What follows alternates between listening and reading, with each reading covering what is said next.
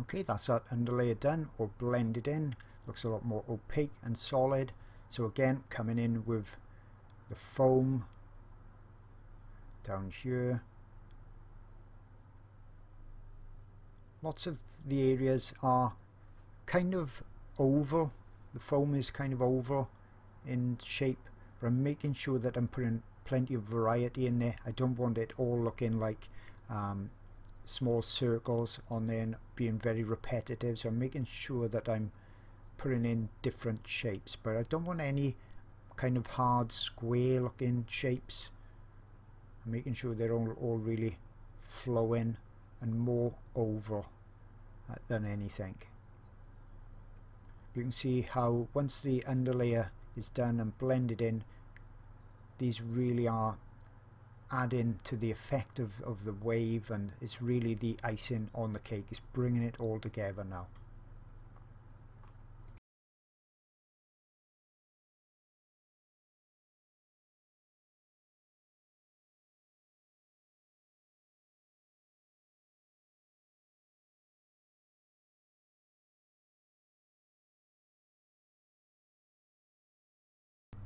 Now to get rid of this graininess, I've got to put some more pastel down, of course, and it's also going darker because the underlayer needs to be darker so that I can see the details on top. When I blend it together, it won't look this dark. Okay, it'll be nice and soft. Then put in some white on top as well, and then blend in with my fingers, just pushing it down into the tooth of the paper.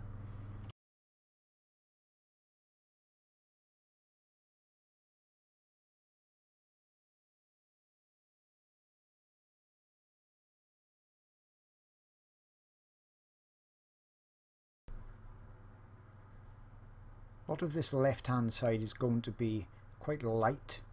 As I said at the beginning of the first video, I'm not going to detail all of this foam up extremely highly because I don't want it to distract from the waves, but I do need to get some darks in there, more purples, before I can then put the whiter or the lighter foam on top. So that's what I'm going to do next, really darken this up quite a bit, and for that I'll use my pastel sticks.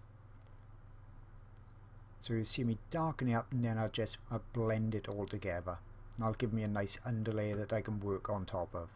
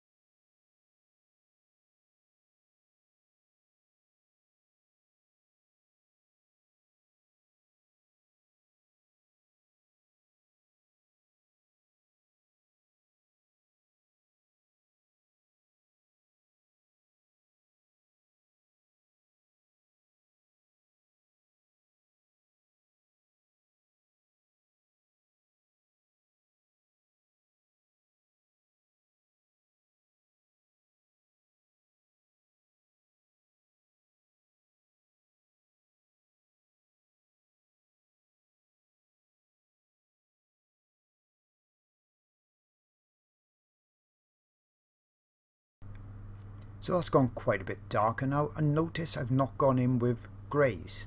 Okay, the sea, the water, the foam is all about the bounce light, bounce colours to make it look rich and interesting to look at. Grey would have made it look very sombre and kind of a dead layer in this. Always look for those colours, and if you want to boost them as the artist, you can definitely do that to make it look richer.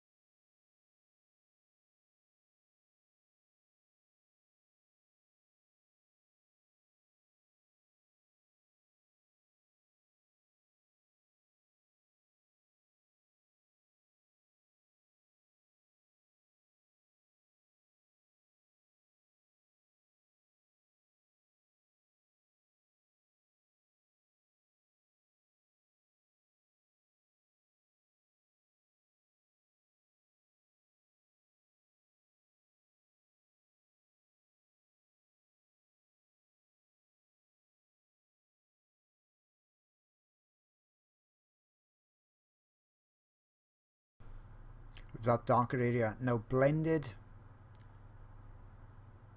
I'll come on top of that now with my lighter foam. Get the shapes right with the pencils, and then I can come in as well and use some sticks on top, keeping it all really quite soft. But a lot of this purple will be subdued, so it won't look so garish as it looks now. When I want a softer white, that's when I'm using those pastel sticks.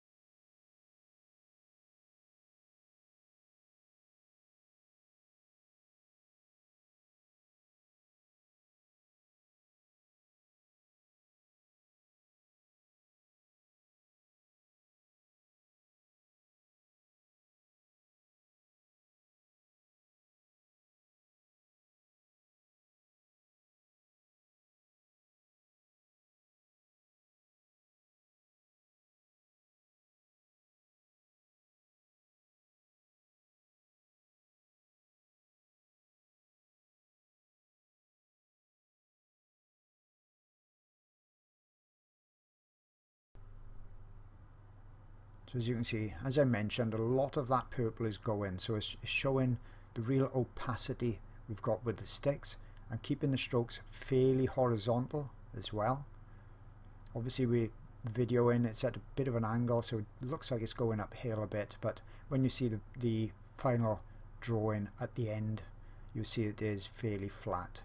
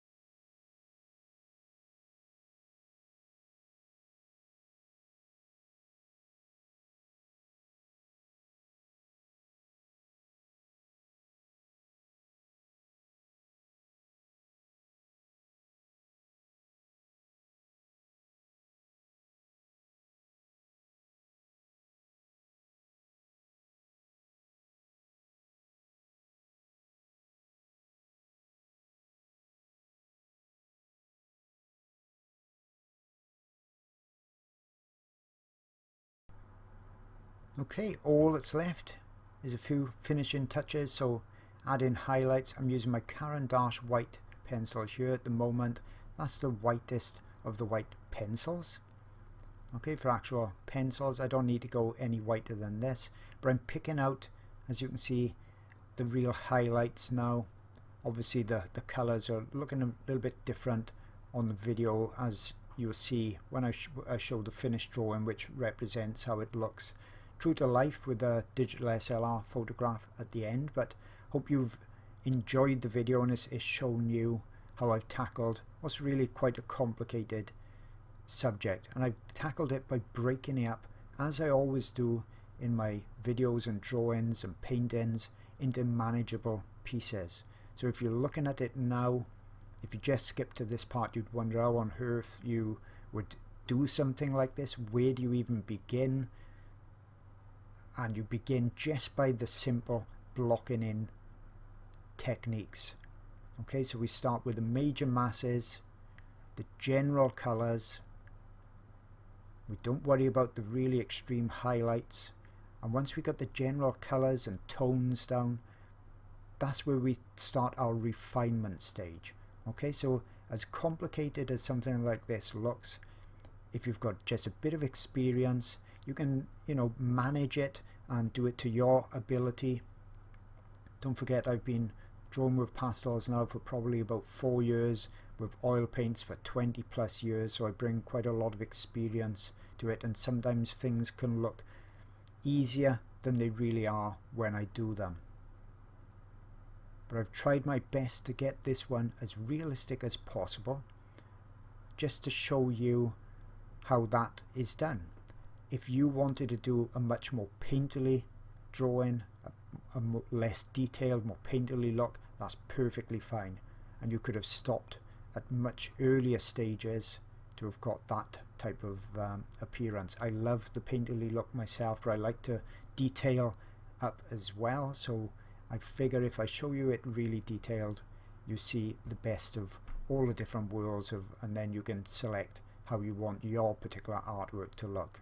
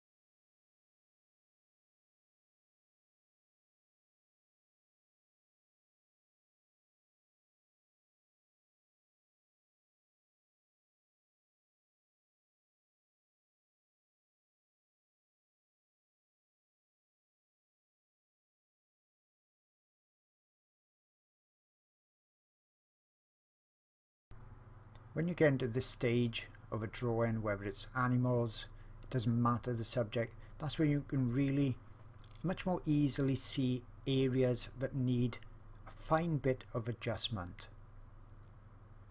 It's areas that you probably wouldn't be able to pick up early on in the drawing anyway.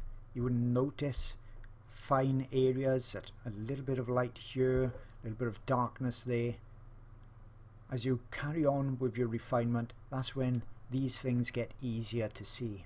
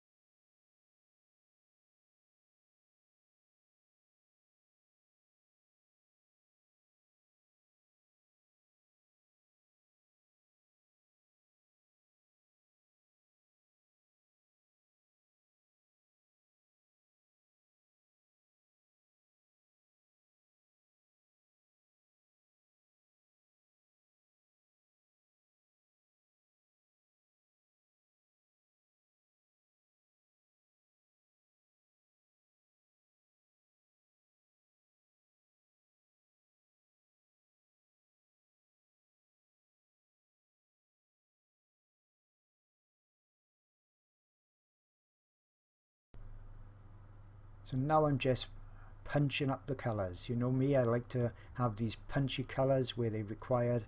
That adds to that translucent effect. Hope you've enjoyed this video and the drawing. Something once again very different, and I'll see you all again on the next video.